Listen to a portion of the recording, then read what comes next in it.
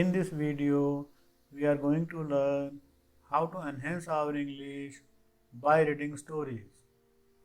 So, we are taking a reference book 10-minute stories published by Mills Kelly Publishing Limited, UK.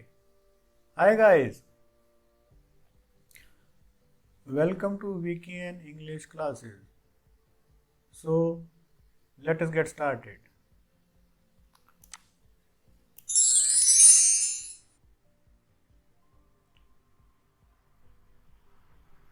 Today, I am going to narrate a story. Name of the story is Tom Sawyer in Church. This story is taken from The Adventures of Tom Sawyer, written by Mark Twain. About 10:30, the cracked bell of the small church began to ring, and presently the people began to gather for the morning sermon. The Sunday school children distributed themselves about the house and occupied pews with their parents so as to be under supervision. Aunt Polly came, and Tom and Sid and Mary sat with her, Tom being placed next to the aisle, in order that he might be as far away from the open window and the seductive outside summer scenes as possible. The crowd filled up the aisles. The aged and needy postmaster, who had seen better days, the mayor and his wife, for they had a mayor there, among other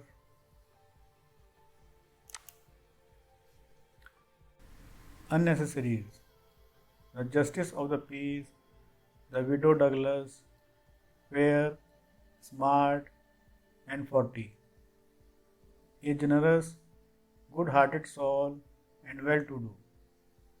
Her hill mansion, the only palace in the town, and the most hospitable and much the most lavish in the matter of festivities that St. Petersburg could boast.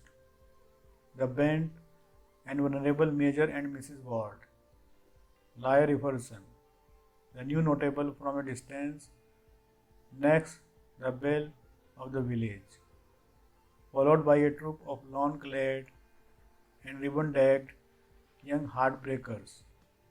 Then all the young clerks in town in a body, for they had stood in the vestibule sucking their cane hats, a circling wall of oiled and simpering admirers, till the last girl had run their gauntlet.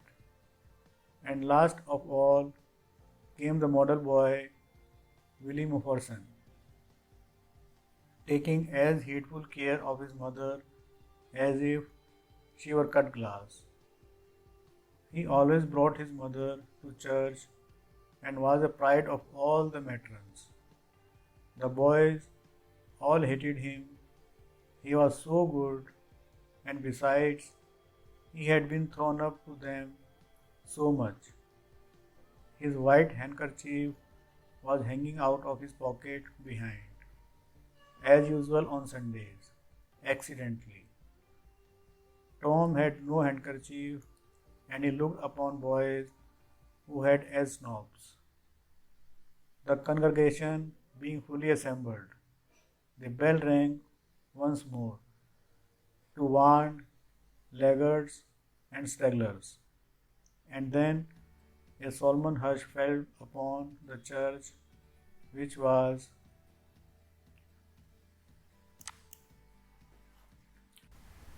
only broken by the tittering and whispering of the choir in the gallery. The choir always tittered and whispered all through the service. There was once a church choir that was not ill-bred, but I have forgotten where it was now. It was a great many years ago, and I can scarcely remember anything about it. But I think it was in some foreign country. The minister gave out the hymn and read it through with a relish in a peculiar style which was much admired in that part of the country. His voice began on a medium key and climbed steadily up till it reached a certain point, where it bore with strong emphasis upon the topmost word and then plunged down as if from a springboard. Shall I be carried to the skies on flowery beds of ease, whilst others fight to win the prize and sail through bloody seas? He was regarded as a wonderful reader. At church sociables, he was always called upon to read poetry, and when he was through, the ladies would lift up their hands and let them fall helplessly in their laps, and wall their eyes and shake their heads as much as to say, words cannot express it, it is too beautiful for this mortal earth.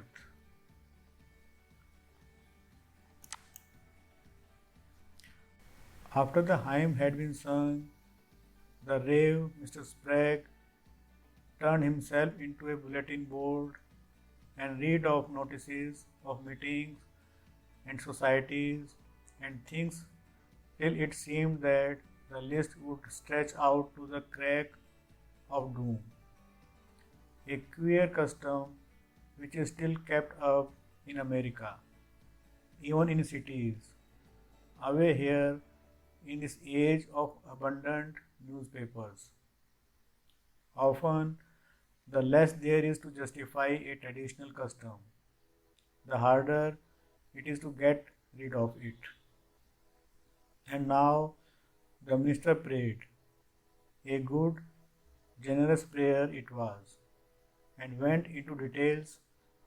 It pleaded for the church and the little children of the church, for the other churches of the village, for the village itself, for the country, for the state officers, for the United States, for the churches of the United States, for Congress, for the President, for the officers of the government, for poor sailors, tossed by stormy seas, for the oppressed millions, groaning under the heel of European monarchies and Oriental despotism, for such as have the light and the good tidings, and yet have not eyes to see, nor ears to hear withal, for the heathen in the far islands of the sea, and closed with supplication that the words he was about to speak might find grace and favor, and be as seed sown in the fertile ground, yielding in time a grateful harvest of good. Amen.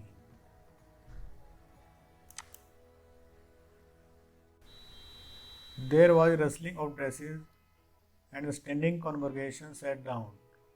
The boy, whose history this book relates, did not enjoy the prayer.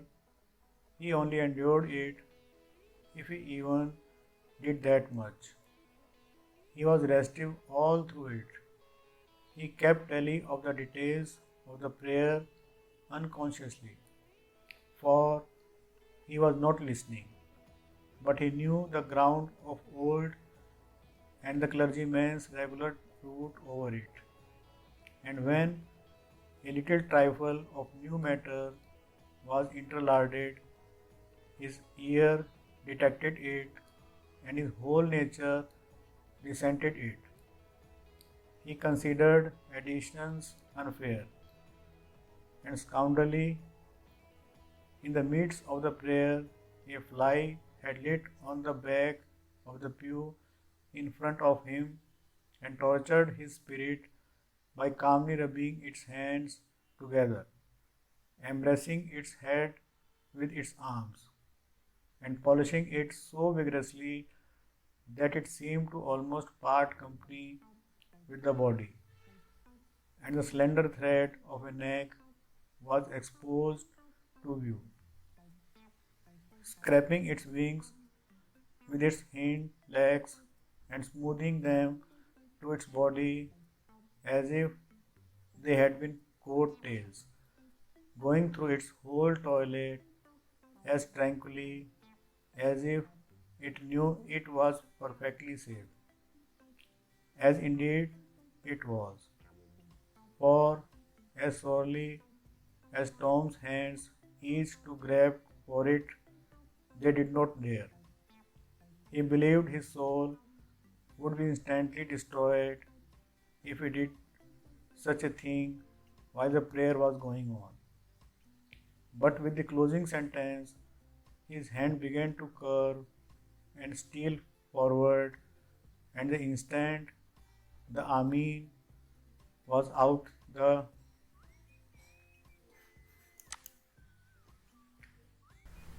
fly was a prisoner of war. His aunt detected the act and made him let it go. The minister gave out his text and droned along monotonously through an argument that was so prosy that many a head by and by began to nod.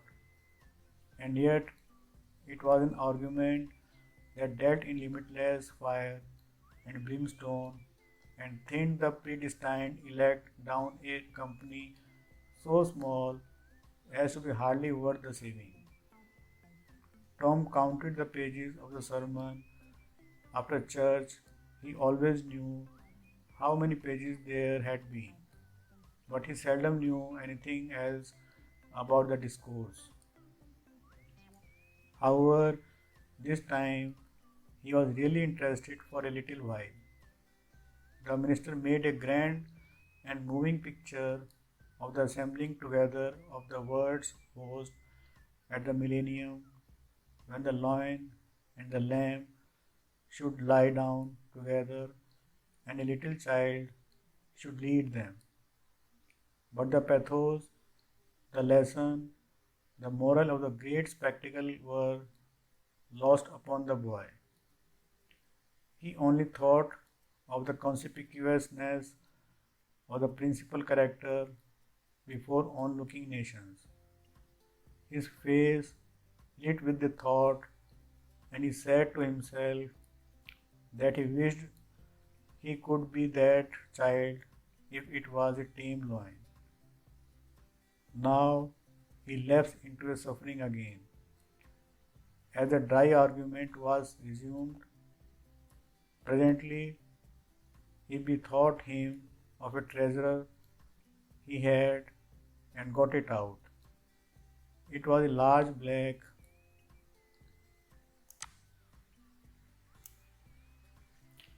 beetle with formidable jaws, a pinch bug, he called it. It was in a percussion cap box.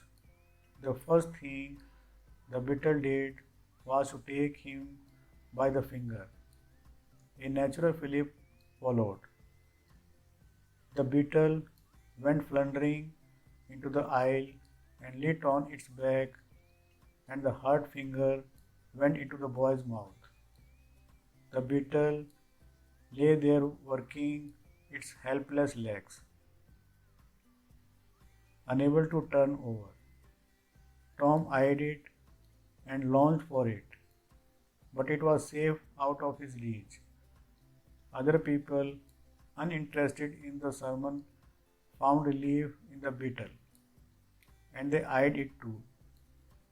Presently, a vagrant poodle dog came idling along, sat at heart, lazy with the summer softness and the quiet, weary of captivity, sighing for change. He spied the beetle, the drooping tail lifted and wagged. He surveyed the prize, walked around it, smelt at it from a safe distance, walked around it again, grew bolder, and took a closer smell, then lifted his lip and made a gingerly snatch at it, just missing it, made another and another, began to enjoy the diversion, subsided to his stomach with the beetle between his paws, and continued his experiments. Grew weary at last, and then indifferent and absent minded. His head nodded, and little by little his chin descended and touched the enemy, who seized it. There was a sharp yelp, a flirt of the poodle's head, and the beetle fell a couple of yards away and lit on its back once more. The neighboring spectators shook with a gentle inward joy. Several faces went behind fans and handkerchiefs, and Tom was entirely happy. The dog looked foolish and probably felt so, but there was resentment in his heart too, and a craving for revenge. So he went to the beetle and began a very attack on it again, jumping at it from every point of a circle, lighting with his four paws within an inch of the creature, making even closer snatches at it with his teeth and jerking his head till his ears flapped again.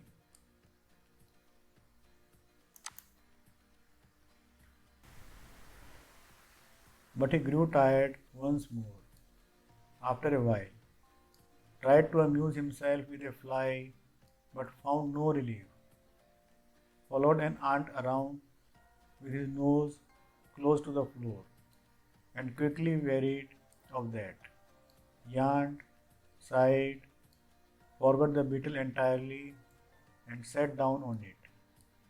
Then there was a wild yelp of agony, and the poodle went sailing up the aisle. The yelps continued, and so did the dog. He crossed the house in front of the altar. He flew down the other aisle. He crossed before the doors. He clambered up the home stretch. His anguish grew with his progress, till presently he was but a woolly comet moving in its orbit with the gleam and the speed of light. At last, the frantic sufferer sheared from its course and sprang into its master's lap. He flung it out of the window, and the voice of distress quickly thinned away and died in the distance. By this time, the whole church was red-faced and suffocating with suppressed laughter, and the sermon had come to a dead standstill. The discourse was resumed presently, but it went lame and halting, all possibility of impressiveness being at an end, for even the gravest sentiments were constantly being received with a smothered burst of unholy mirth, under cover of some remote pewback, as if the poor parson had said a really facetious thing. It was genuine relief to the whole congregation when the ordeal was over and the benedictions pronounced. Tom Sawyer went home quite cheerful, thinking to himself that there was some satisfaction about divine service when there was a bit of variety in it. He had but one marring thought. He was willing that the dog should play with his punch big but he did not think it was upright in him to carry it off. Here the story ends. Now you should go through all the grammatical structure of sentences like tenses, active passive, direct indirect, prepositions, etc. and read the story loudly by yourself at least 2-3 times more to enable you to understand it properly.